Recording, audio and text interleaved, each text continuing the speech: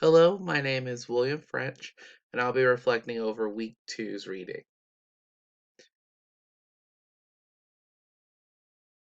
The very first thing I'm going to look over is job analysts. These people review what a person does at a certain workstation, their role, what type of education do they need, figure out how they fit into the corporation. The next thing is recruitment. The company is going out and they're looking for people to fill some job spots.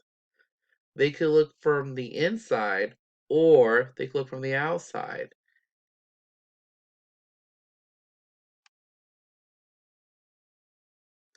The next thing is interviewing. I thought this was really neat because it has the opportunity to meet several different people for a job. And they try to figure out who will be a good fit into the company. Not everyone can be a good fit for company if we're looking for something very specific. We can find different people through giving people phone calls, FaceTime, video chats, email. These are different ways that we can find people. Job design. Sometimes people have things they don't like to do. And sometimes we get tedious and we have to do things in a specific order. Well, job design allows the worker to kind of do things in their own order and it won't affect the company. They can do what they would like to do and it won't affect the company at all. It'll keep them on task. As long as you sometimes give them like a time limit. Encourage them to do what they want to do on this task, but give them a time limit so they don't spend the whole day on this project because you might have other things you need to accomplish.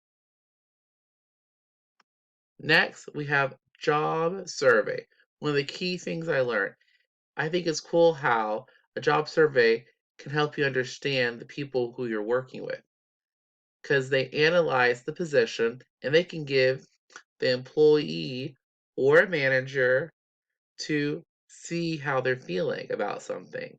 They could even reconcile their differences. Give one to a manager, one to a younger manager or employee, and let them fill out this form and see if they're coming back with the same answers. One might be thinking they're doing more work than the other person, or it could be vice versa. Also, it can show how different they are on their skill sets and what each individual understands what their job is doing. Next thing that is important is job enrichment. Motivating to do the job. Let them pick something they want to do and don't micromanage them. Give them some options. Like, for example, let's say that you tell them that I just need you to work 8 hours and give them a time frame of, maybe coming at 5 o'clock in the morning and they can get off earlier. Or have them come at 8 o'clock. Let them have the option at 8 o'clock and they'll get off in 8 hours. Or maybe they say, I want to come in at 10 a.m. As long as they work their 8 hours, which gives them some time and lets them decide when they want to work. And that can keep people keep coming to work and do their job because they feel like they have a choice in the matter.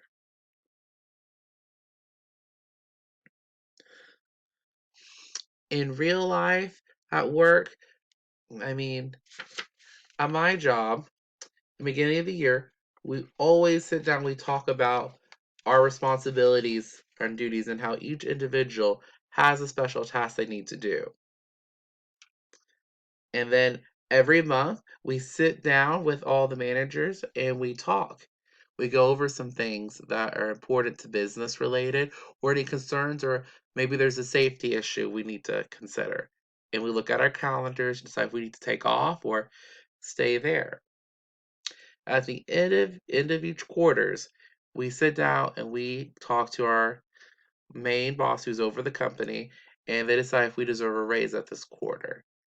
We don't always get a raise, but it is the time when we can tell them what we've worked on, what we have done, what we've improved on, and that we feel like we deserve a raise.